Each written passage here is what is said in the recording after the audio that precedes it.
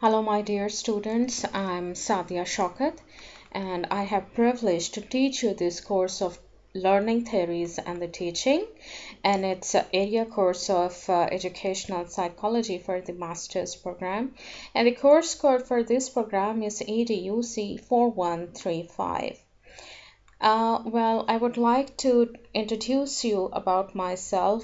I am teaching in University of Education since long time, 2007, and I'm a PhD in postdoc with the specialization of educational psychology. And I'm publishing my research articles in the same domain of education psychology and with teacher education.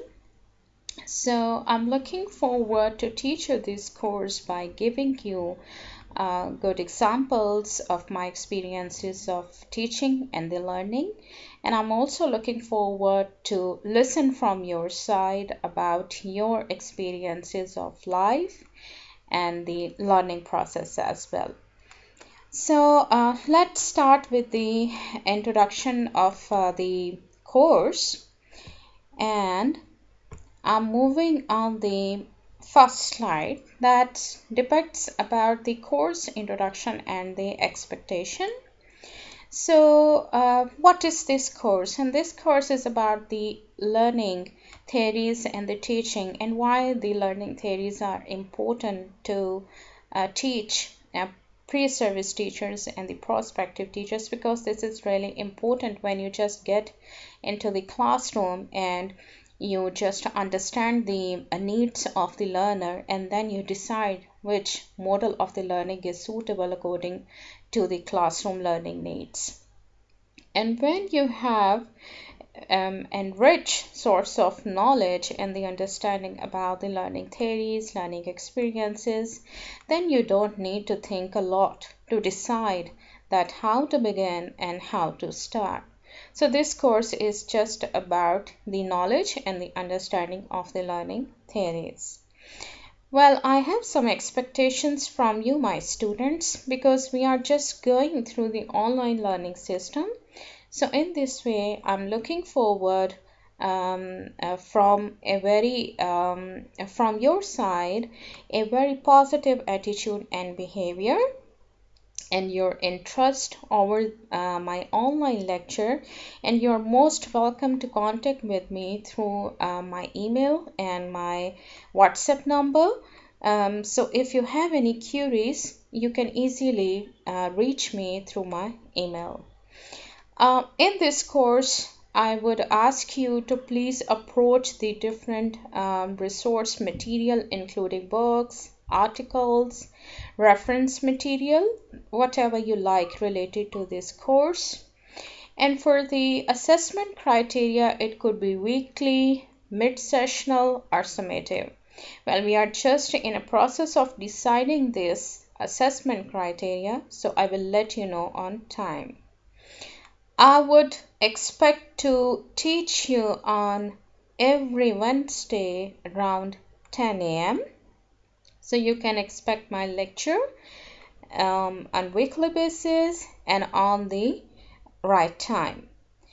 So as we are going through the online process of the learning, I would like to develop more innovation to just make difference in your learning and to bring your attention in my lectures. So I would like to use different innovations, different sources material, video clips, quiz time, project-based assignment in pair, and brochure designing, or I can give you your assignment as a video clip.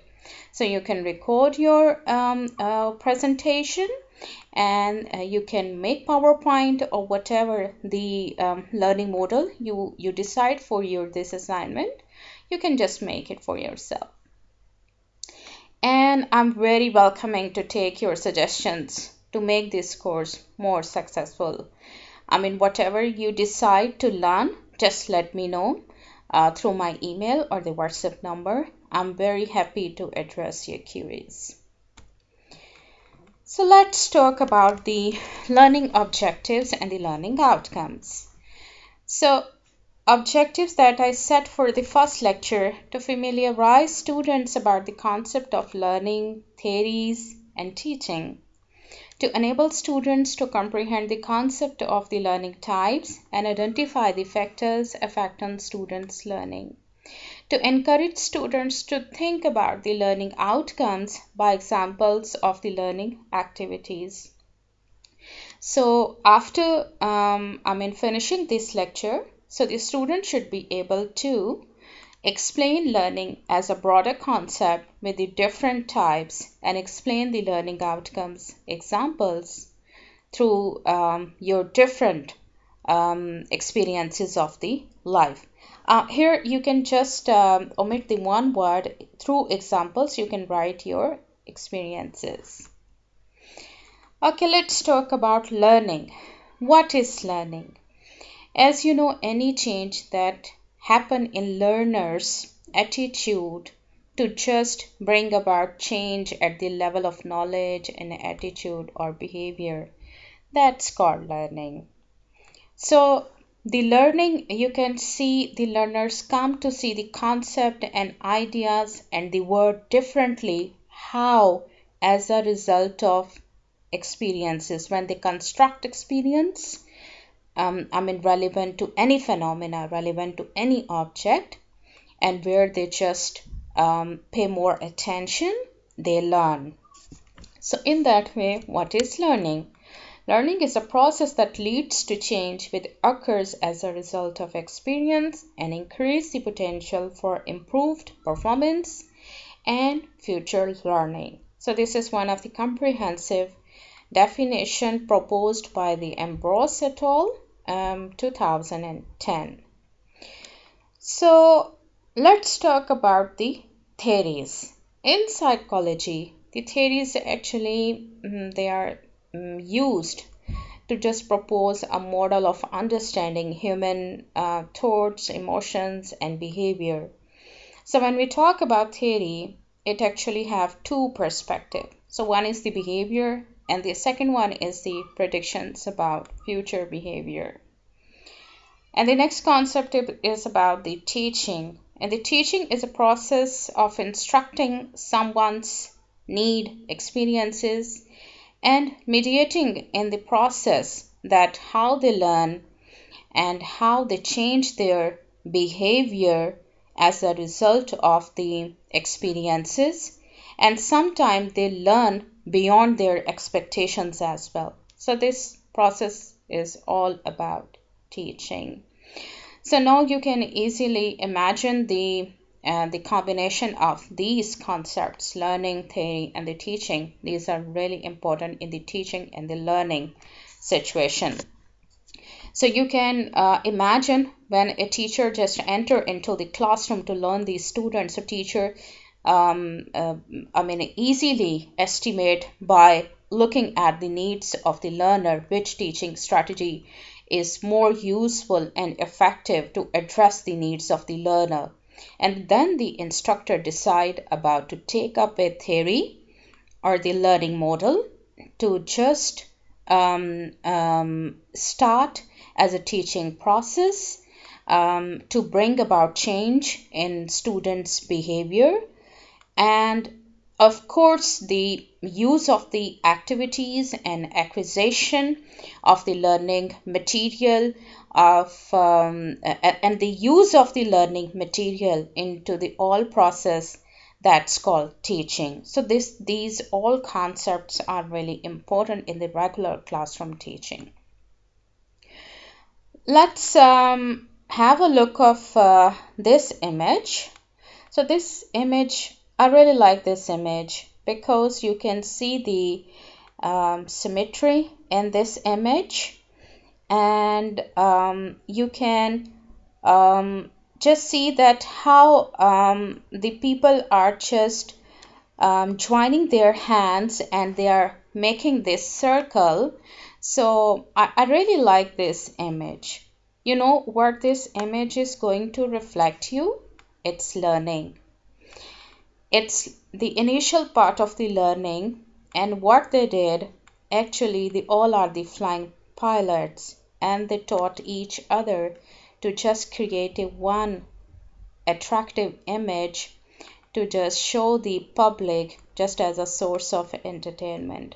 In that way, what they did, what sort of theory they used? They used the theory of togetherness, and then they taught each other to just make this shape of the beautiful image. So this all process is called learning, theory, and teaching. Okay, now we are going to move on the nature of the learning. So learning, as we know, it's bring about a permanent change in human behavior as a result of the construction of experiences. This is a very comprehensive definition and it has three subsections. So the number one, learning is a change in behavior. So as you know, when the learning occurs, it could be positive or the negative. If the student is taking the information in a positive way and reinforcing his or her behavior to show best in the learning, this is the positive example. And when the children are watching a clip or a movie based on a fight or a frustration, and after watching that movie they behave the same, this is called the worst experience of learning.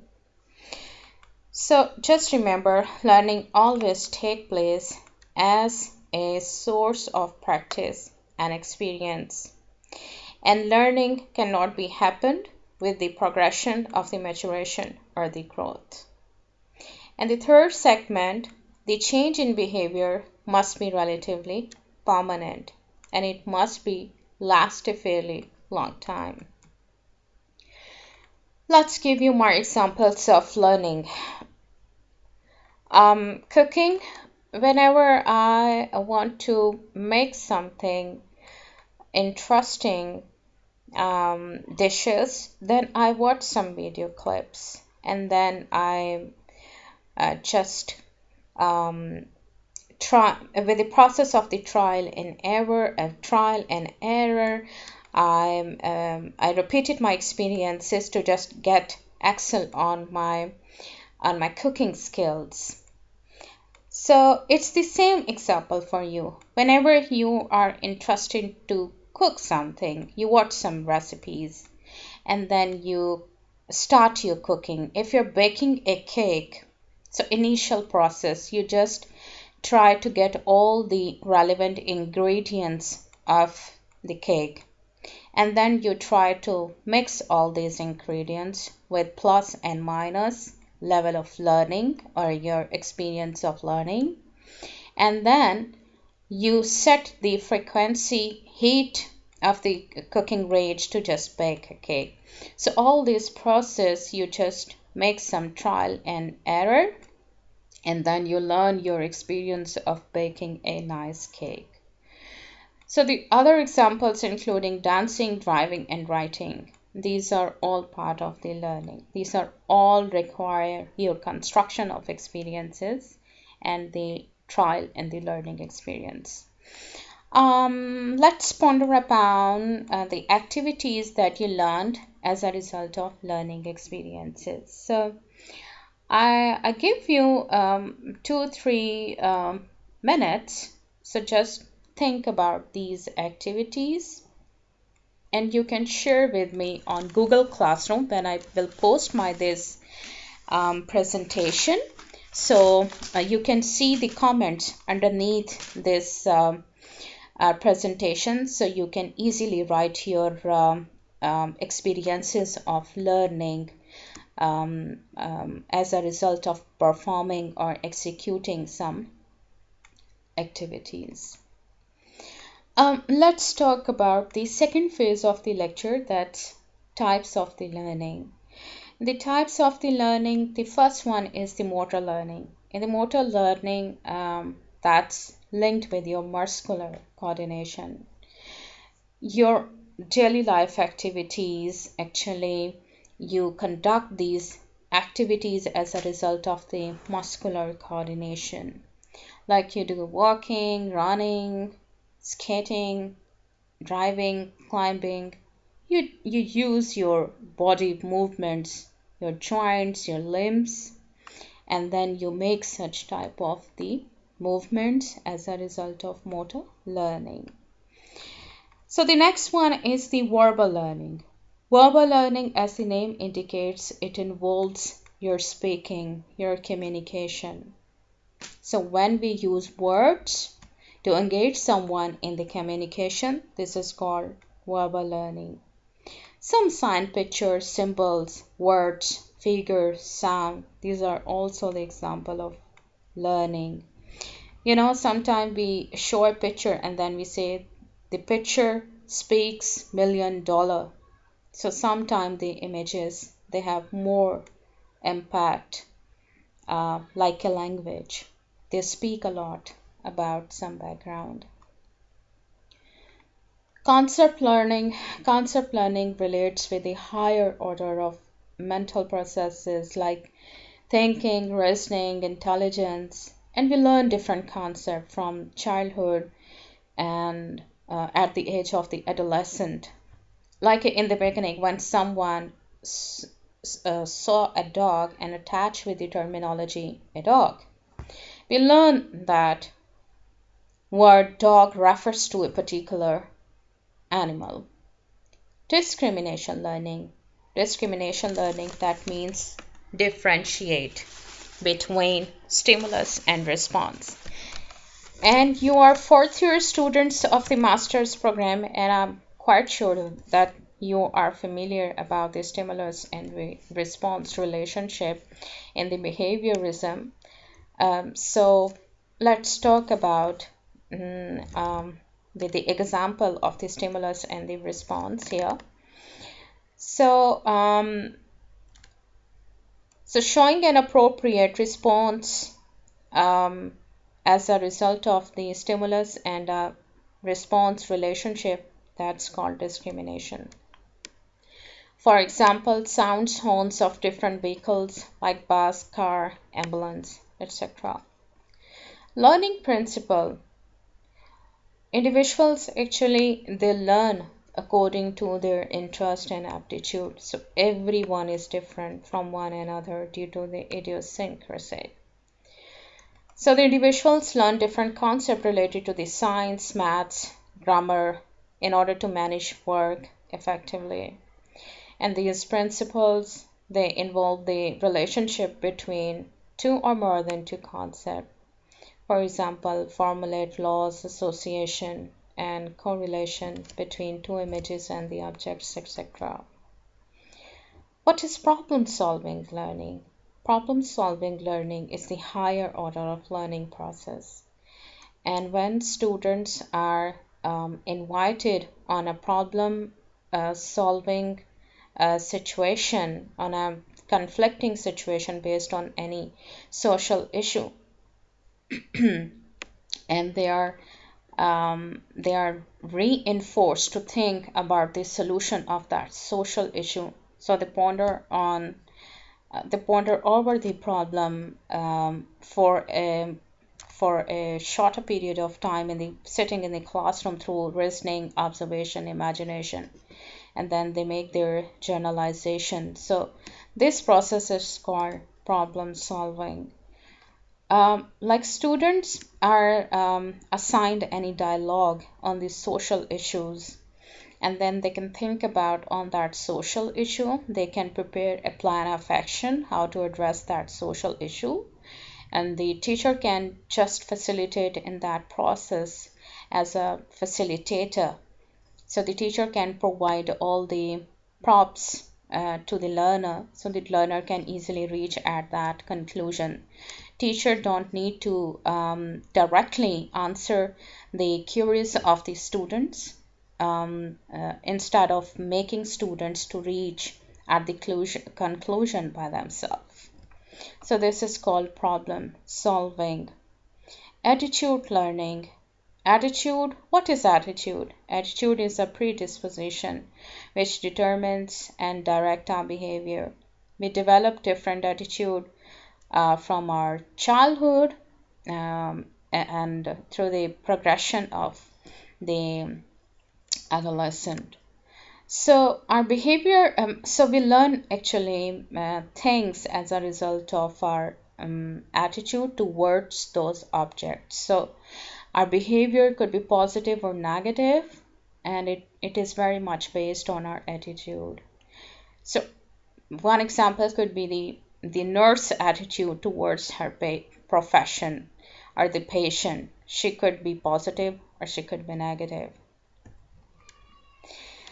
Now the third phase of my presentation is about the factors affecting on learning. And now you can look at this image, and you can look at the connections here. So it means we are going to discuss about some factors and how these factors actually mediate in the learning process of the children or intervene as well. So let's talk about the factors. So the first one is the intellectual factor that is linked with the mental level of a child. You know, in a classroom, there are some fast learner and there are some slow learner. So of course, some children, they get more achievement score as a result of performing well in some certain subjects. So we can assume that they have more intelligence, so that's why they are performing well. Or the students with the under level of intelligence, they face more actually difficulties in the classroom, like the slow learner student, they always complain, and that's why the teacher needs to fight against their learning. The teacher puts more struggle to make them unable to compete with the fast learner, because every teacher believes no child left behind in the classroom. So sometimes the teacher need to address the learner's need by paying more attention on their learning disabilities. So the teacher can engage the co-teacher in the classroom, and then they can address those weak learners' learning problems. Physical factor. Physical factors are really important. If some students are really weak in their physical appearance, so it means it could be due to their nutrition, their visual, physical defects, their glands problem. So this really affects on students' learning. You can observe some students in the school. They look so mature, but their height and size doesn't match with their maturation. They look so shorter and weak in terms of their actual age. So it's all about their weak physical development. And it's generally recognized the ill health retards physical and the motor development, and malnutrition interferes with learning and physical growth. So let's talk about the mental factors. So the mental factors associated with the social problems. Sometimes some students, they bring their social issues in the classroom, and they reveal their worriness through their sad attitude, and they react their sad gestures or emotion towards other. So in that way, this is really important to address students' attitude. So what they are actually in the classroom. So their interest, cheerfulness, affection, prejudice, open-mindedness, loyalty, these are really important. An attitude exercises a stimulating effect upon the rate of learning and teaching, upon the progress in a school. If the children are coming with a positive attitude, then it means they are taking more positive results on their learning. But if the children, they have really weak interest into their studies, who come from the under privileged areas and the families, so They always think about their social issues and they have lack of interest in their studies. Emotional and social factors. So these are really important, and some emotionally disturbed students, they sit in the classroom and they bring the home worries, and then they react through a very hostile attitude towards other. So such emotionally disturbed students, actually they always have gaps in their learning. And sometimes these children, they have some fears of unhappiness because they just assume of being victims of the disapproval of their teacher and the classmates, just for unknown reason. They just develop such type of the fear in themselves and they think accordingly. And then the teacher's personality, your favorite factor, that's really important as well. So the teacher personality and the teacher balanced personality is a wonderful role model for the children. The teacher is welcoming and the charming and the knowledgeable and have a feeling of friend and mutual interaction with the students. Everyone loves that teacher. And students always aspire those teachers who are really, committed towards their profession, or who really equip students with the best source of knowledge. So you know better about the teacher personality and how you take teacher personality, important factor in the teaching and the learning process. So the last one factor is environmental factor. What sort of physical conditions are needed for learning is under environmental factor. If the teacher is teaching the classroom in a very warm environment and outside there is a lots of noise, so students cannot maintain their attention towards teacher.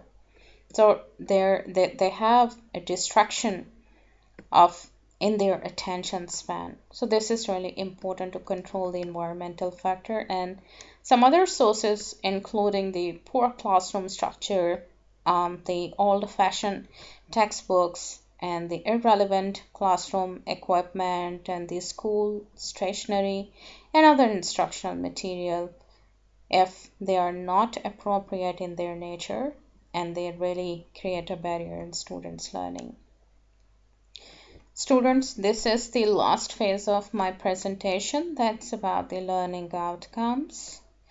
And learning outcomes are these statements that describe the knowledge or skills students should acquire by the end of a particular assignment, class, course, or a program, and help students understand why that knowledge and those skills will be useful to them. The focus on the content, potential applications of knowledge and skill help students connect learning in various contexts and help guide assessment and evaluation.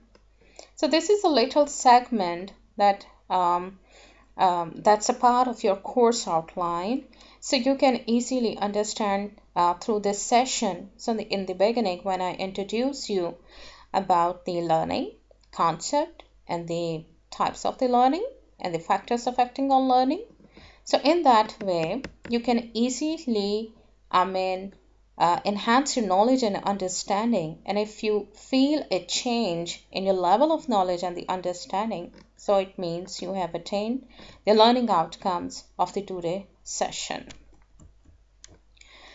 Well, I'm giving you the second little assignment. You can again post the responses of this lecture or the activity on the Google Classroom comments section.